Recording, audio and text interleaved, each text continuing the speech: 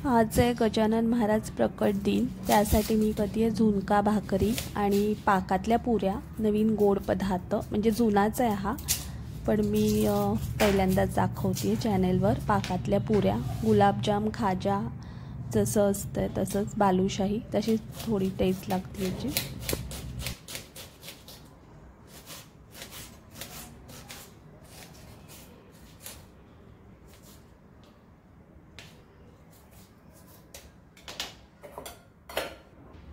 बारीक कांदा चिरून घेतलाय मी, कढीपत्ता घेतलाय आणि लसूण घालते मी, पण आलं लसूण पेस्ट आहे म्हणून आलं लसूण पेस्ट घालतीये। बारीक कोथिंबीर चिरून घेतली। आता तेल गरम करून त्यात मोहरी, कढीपत्ता, जिरेची फोडणी करायची।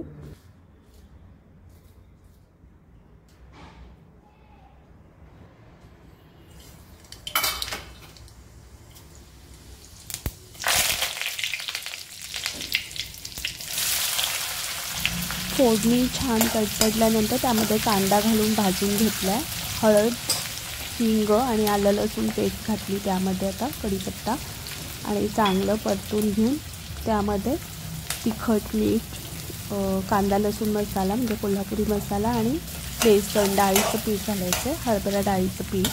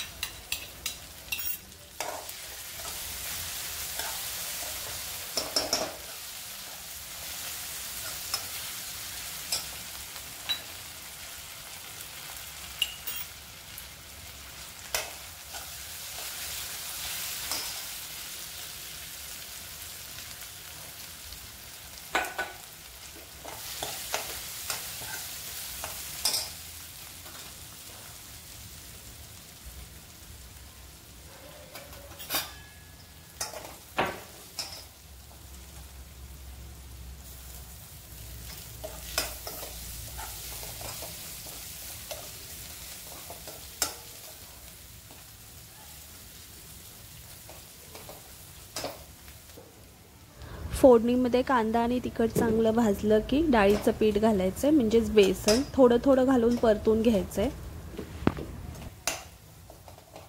पातळ पिठलं करताना म्हणजे जे सिंहगडवर मिळतंय पिठलं पातळ, ते करताना आधी पाणी उकळून घेऊन त्यात पीठ घातलं जातंय। पण हे मोकळा झुणका म्हणजे घट्ट झुणका करताना आधी पीठ घालून नंतर मग पाणी घालून वाफ करायची, वाफ काढायची त्याला।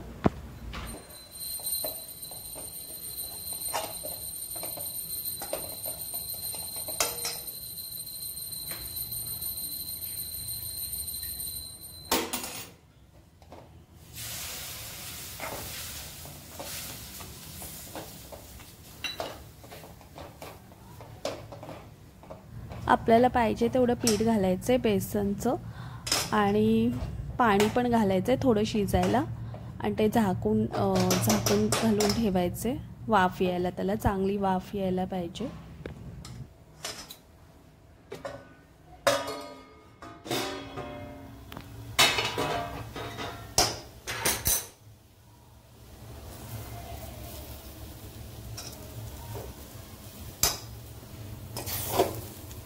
आपलं आता झालेलं आहे पिठलं, म्हणजे मोकळा झुणका भाकरी असतं ते नैवेद्याचं तयार। पिठलं म्हणजे पातळ असतं, झुणका आता मी भाकरी करणार आहे।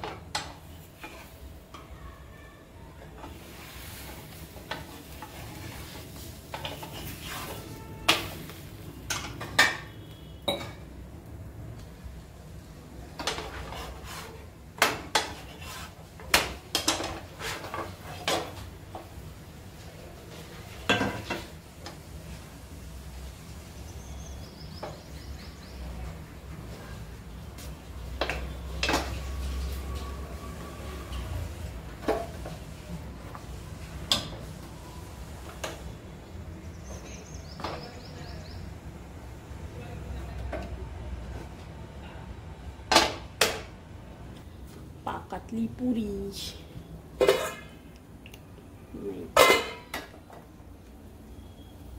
नैवेद्याला गोड काहीतरी करत असतं। रोहनला पाकातली पुरी पाहिजे होती, त्यासाठी मी गव्हाची कणिक म्हणजे गव्हाचं पीठ आणि मैदा मळून घेतलाय, त्यात थोडंसं मीठ आणि तेल घालून आपण जशा नेहमी पुऱ्या करतो तशाच करायच्यात, पण त्याच्यावर काटा चमच्याने होल करून घ्यायचे। त्या फुगायला नाही पाहिजेत, पातळ लाटायच्यात, नेहमीच्या पुऱ्यांसारख्या फुगल्या नाही पाहिजेत त्या।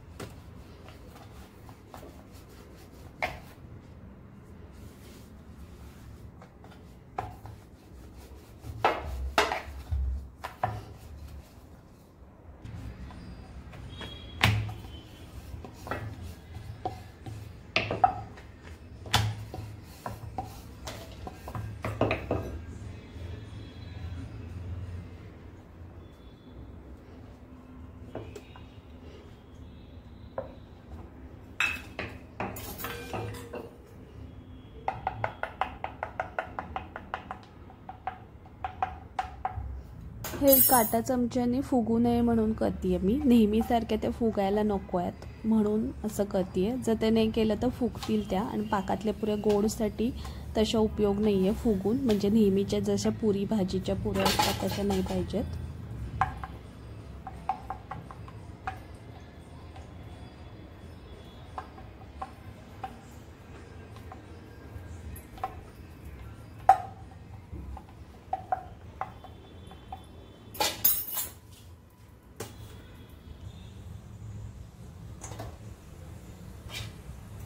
आता मी पुऱ्या तळून घेते तेलामध्ये, तेल गरम झाले छान, आणि तिकडे मी पाक पण करत ठेवलाय, म्हणजे झालेला आहे पाक। जसा गुलाबजामला आपण पाक करतोय, साखर आणि पाणी सेम प्रमाणात घेऊन एक तारी पाक, तसा पाक केलेला आहे। या पुऱ्या तळून त्या पाकात टाकायच्यात, मस्त लागती टेस्ट, जसं बालुशाही आणि खाजा असतोय तशी टेस्ट लागती या पुऱ्यांची, आणि टिकाऊ पण आहेत, 8 दिवस तरी छान राहतात तळल्यामुळे।